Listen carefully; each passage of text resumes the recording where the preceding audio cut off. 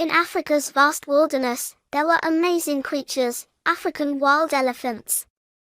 These gentle giants were the largest land animals, towering up to 13 feet and weighing as much as 3 small cars.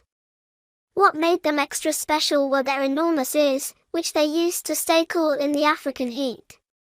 Their long trunks were like super tools, helping them eat, drink, and even swim. Some had long, curved teeth called tusks, like their own personal tools for digging and protecting.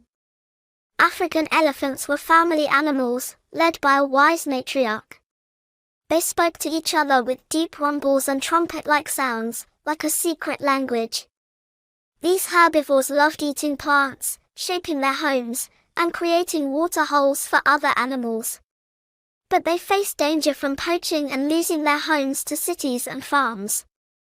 People worked hard to protect these incredible animals and their homes. African wild elephants were a reminder of the beauty of nature and the need to protect it for the future.